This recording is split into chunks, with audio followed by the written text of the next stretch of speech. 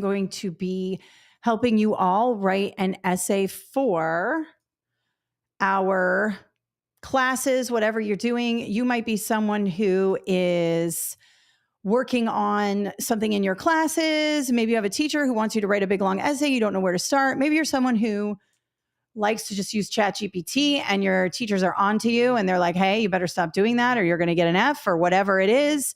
So I'm here today to help you with that. We will be using some AI today and we will be working through that. And I'm going to show you how to do that. But today I'm going to be showing you how to write an essay.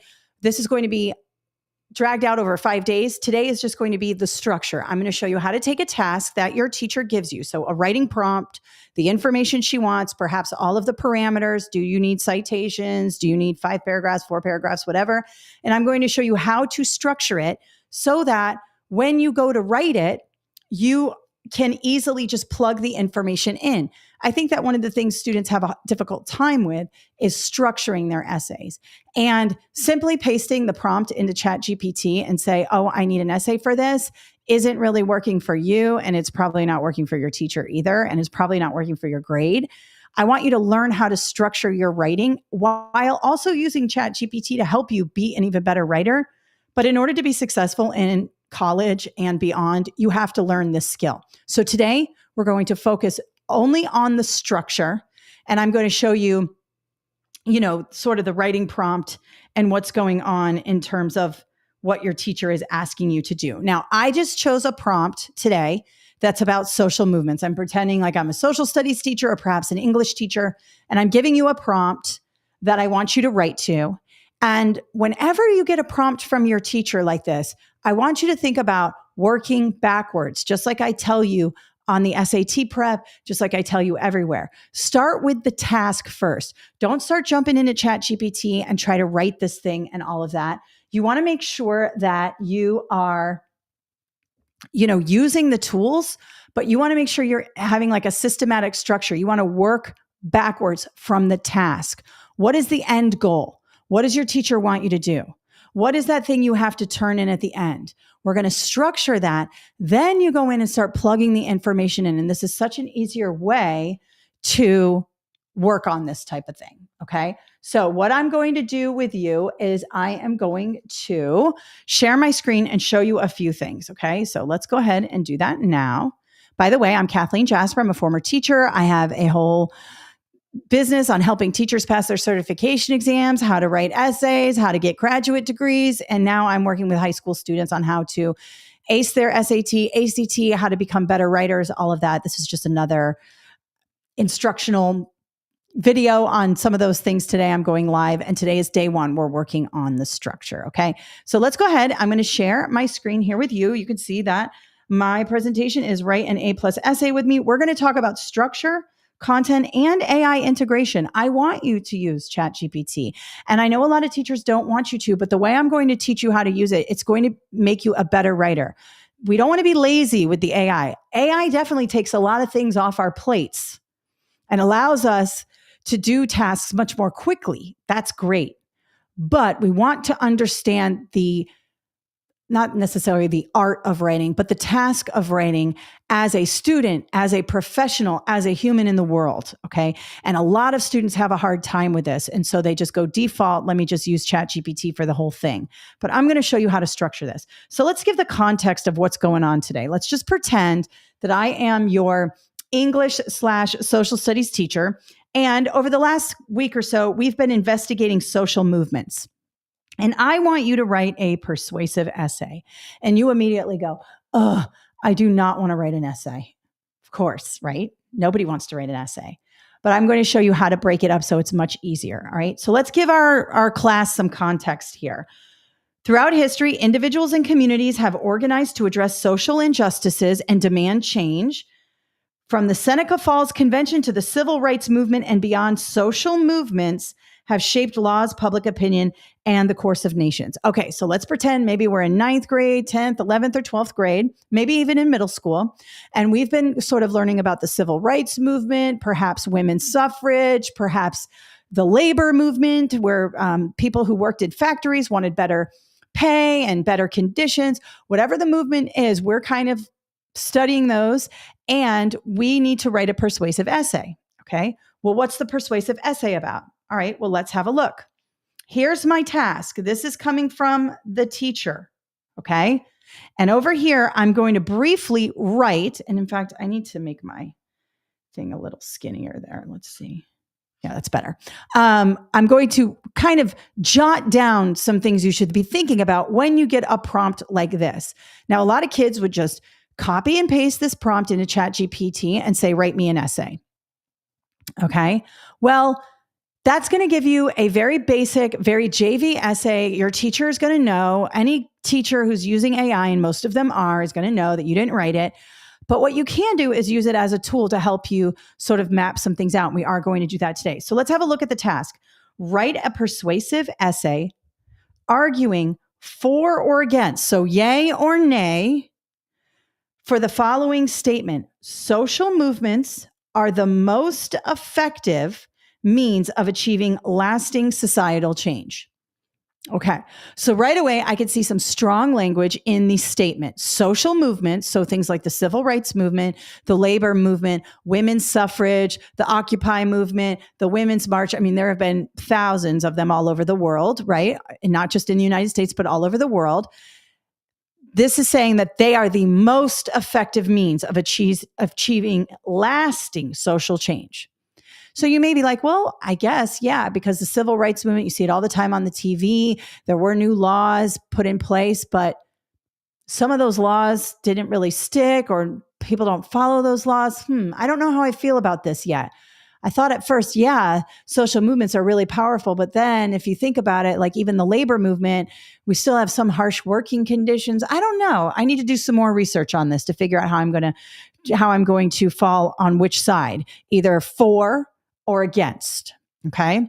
So let's still look at the task. It doesn't matter. I don't have a position yet. Let's still look at the task. So here is exactly what my teacher wants me to do. First, I need to define what constitutes a social movement. Well, that's easy. A definition. That's super easy. And probably a couple of examples would be good with that too, because we always want to give a definition and maybe show the reader what you're talking about. All right.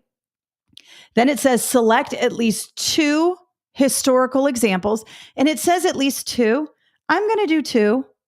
That's the minimum. I can still get an A by choosing 2. If you want to do 3, you can do 3. If you're an overachiever, I'm going to do 2 because that's what it says here.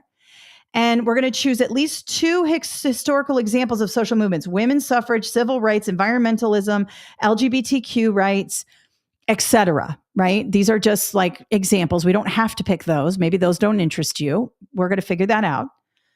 Number 3, analyze the successes and limitations of each movement. This is important. This is an important detail here. That has to be in our paragraphs, okay? Number 4, take a clear stance, either supporting or opposing the statement above, which is this right here. Social movements are the most effective means of achieving societal change, right here, okay? And then she wants us to have sources, at least 1 primary source and at least 2 secondary sources. Okay, so I need at least 3 sources. One of them has to be primary. We're going to talk more about the sources in another video. Remember, this is going to be broken up over 5 days. Today, we're just talking about the structure, but we will have a full day on citing your sources because everybody's confused about that. Do not worry, but we are not there yet. We are just structuring our essay so that we know what to do and how to write this, okay?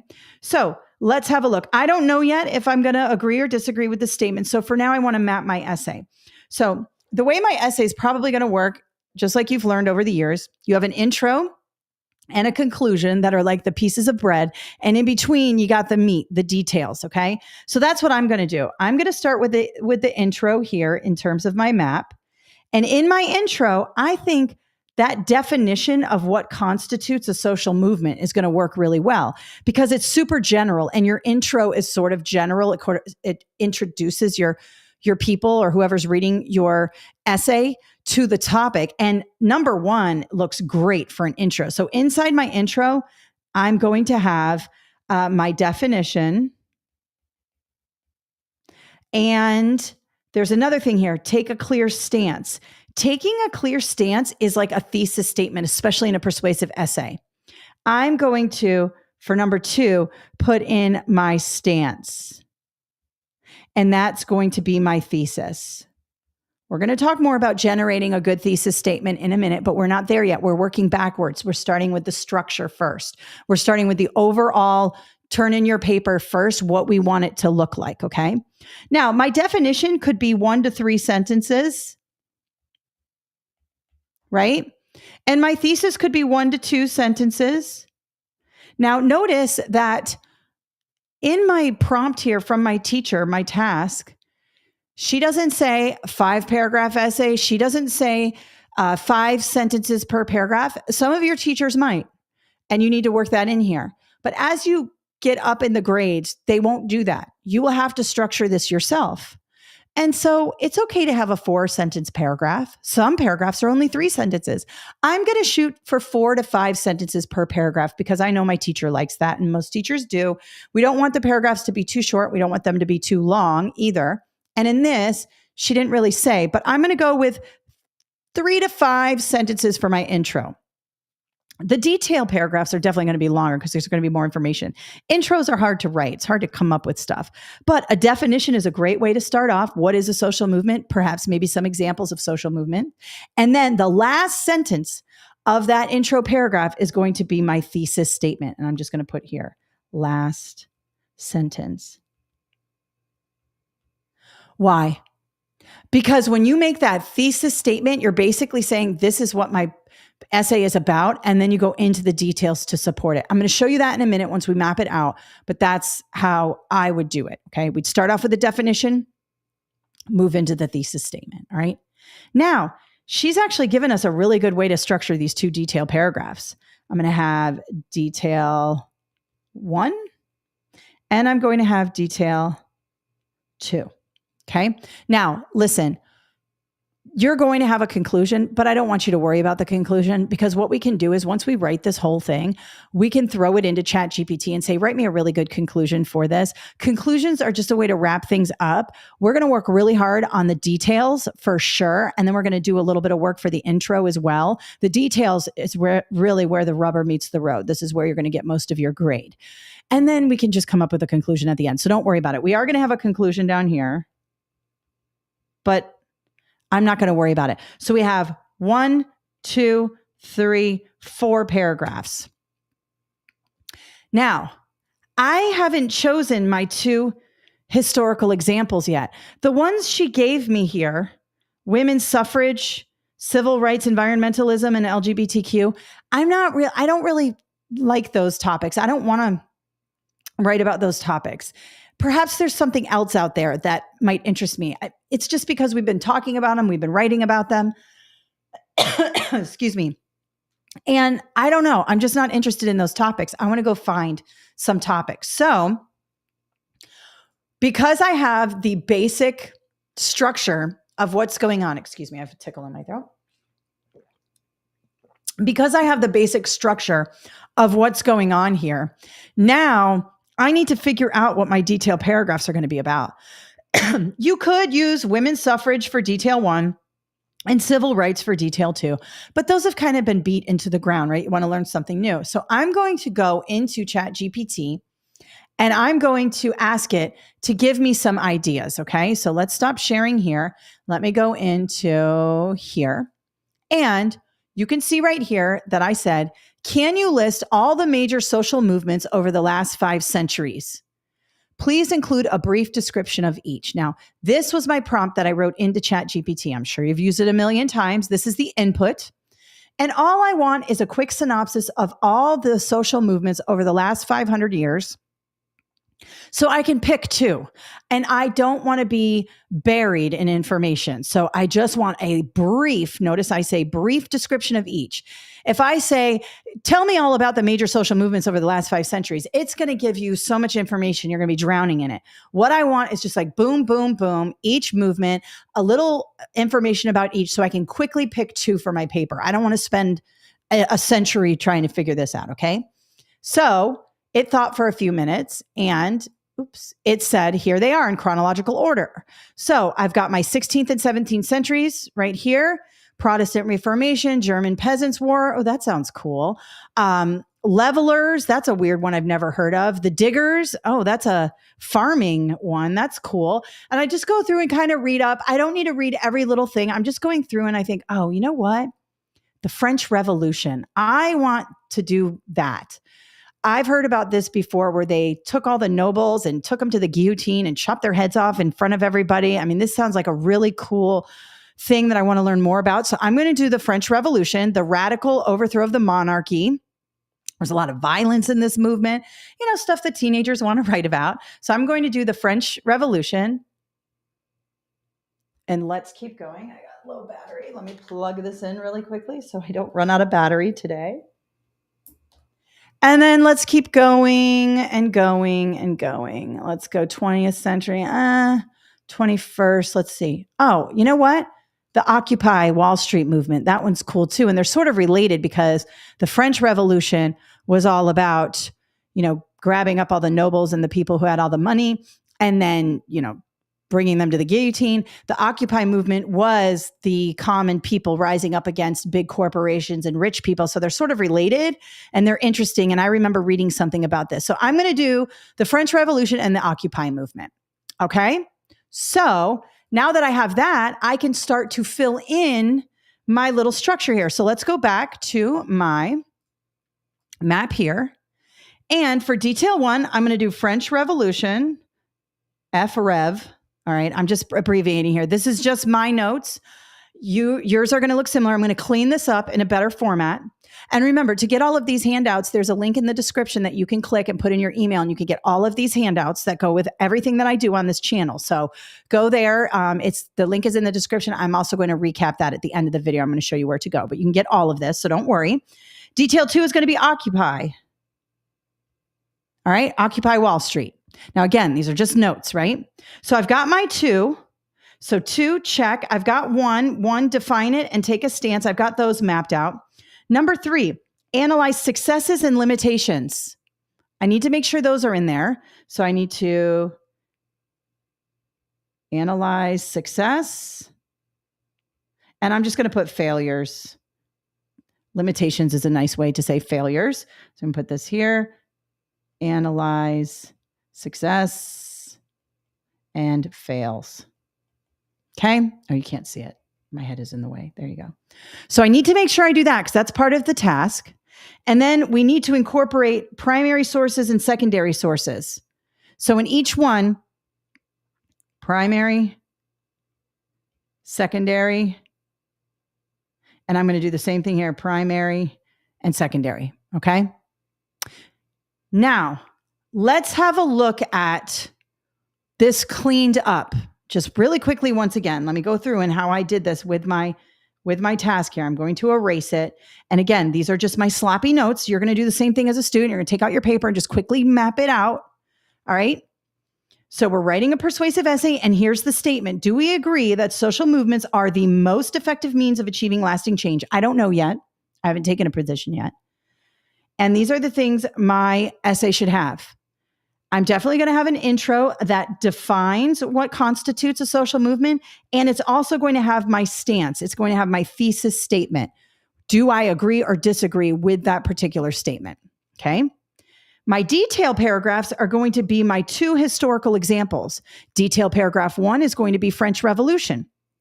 Detail paragraph 2 is going to be Occupy Wall Street because I went through and I like those. I went to ChatGPT and I looked them up. Those are the 2 I'm going to do. All right. Now for those 2, so I've got those mapped out. For those 2, I have to analyze the success and limitations for the French Revolution and the success and limitations of Occupy Wall Street. And I'm also going to make sure that I have at least 1 primary source and 1 secondary source in each paragraph, which will satisfy this because we need at least 2 primary or 2 secondary sources and 1 primary source. If I do 1 of each in each paragraph, I'm getting 2 primary sources and 2 secondary sources, which checks this box. And then I'm going to write a conclusion, but I'm not going to worry about the conclusion because AI can write that for me after I'm done writing all of this other stuff. Okay. So now I've gone out, I've kind of looked at some of the stuff. I know I'm going to do French Revolution, Occupy Wall Street. Let me go in here and sort of map this out a little bit better for you, a little bit prettier. And again, this is available to you in the downloads. So go to that link in the description where it says to get the handouts, click here, go here, put in your email, and you'll be able to find this. And I'm giving you all 5 days ahead of time, but I'm only going through them incrementally over the next 5 days. So you'll get a bunch of information, but we're not there yet. Just look over this for now. All right, so you can see I have my intro paragraph, definition of what constitutes a movement, and my thesis, last sentence of my first paragraph. I'm going to talk about that in a second. Detailed paragraph 1 is the French Revolution. Notice I have analyzed the success and limitations and cite one primary and one secondary. Notice I added this, briefly discuss the French Revolution. Well, isn't that a good way to start off your paragraph? You're not going to jump right into the successes and the limitations. You have to discuss what it was and maybe some examples of what happened. So we're going to start with this and then get into some of these specifics, limitations, and successes. And then we're going to make sure we do that by citing primary and secondary sources. I'm going to go over this very good for you in the next couple of days. Don't worry about this yet. By the time you're done with this little 5-day thing, you're going to be very good at primary and secondary sources, citing them, finding them, and putting them in your paragraphs. Don't worry. This is the skill that so many people need help with. It's okay. All right. So that's for the French Revolution. I'm going to do the exact same thing, carbon copy, but I'm going to do it for the next one, Occupy Wall Street. Notice how very formulaic this is, right? Intro, detail, detail, conclusion. In my detail, briefly discuss, analyze success and failures, cite. In my detail, do briefly discuss, analyze success and limitations, cite. Notice it's very sort of mechanical. Now we're going to put some interesting information in here, but by mapping this out all together at one thing, I'm able now to just plug in the information. This structure right here satisfies the entire task that my teacher gave me. Okay. And the conclusion, we're going to have AI write the conclusion. We're not even going to write the conclusion. It's okay. All right. We're actually going to have AI write a lot of this, but we're going to organize it in a way so it's not like AI did everything. We are actually going to learn and evolve our writing. Okay. All right. Now, let's go back to this. You don't need this fancy thing here. This right here, your little messy notes that I did right here, that's fine too. You've mapped out your essay. You can ask ChatGPT to help you map it out as well. You could put this into ChatGPT and say, could you map this out for me? I want to write a 4-paragraph essay, or I want to write a 5-paragraph essay, or whatever it is. Can you map this in sections so I can then put the information in sections? But you don't necessarily need ChatGPT to do that. You can look at this task and say, okay, I definitely need an intro. I definitely need some detailed paragraphs. How many detailed paragraphs? 2. And then you can plug it in here. All right. This is going to help you. All right. So let me stop sharing here. Now, let me show you where to get all of the free resources from today. All we did today was map the essay. We're going to work on more skills tomorrow. All right. So let me show you where you can get all of this stuff. If you go to my website, KMJ Learning, we help people with SAT prep and other things. We just started. I have a whole other company that helps teachers teach this stuff, but now I'm actually going to be teaching students SAT prep and writing and all the things you guys need. And so if you go to KMJ Learning, and it's linked up in the description below under free prep here, if you put in your email and your name and you click get today's questions, you'll be taken to a thank you page, and it'll give you all of the resources there for today. Okay. Now you can jump ahead, of course, but we're not there yet. We're only at the first section, but it gives you everything all at once. Now, beyond that, I am on TikTok. Please go over to TikTok. Follow me there. I'm going to do some micro learning, some lives on there, but I can't go live until I get 1,000 followers. I do have another TikTok, Kathleen Jasper, which I have 20,000 people on. So I go live here a lot, but I'm trying to start a new one for all high school things and college, KMJ Learning, and that is all of this right here. So we're just getting started here. If you like these videos, definitely check us out on YouTube and on TikTok and all of that. But we have all of these resources for you. So definitely subscribe, definitely save this video, definitely check us out on TikTok. We are there to help you guys with all different types of things, okay? All right, so that's it for today. All we did was structure.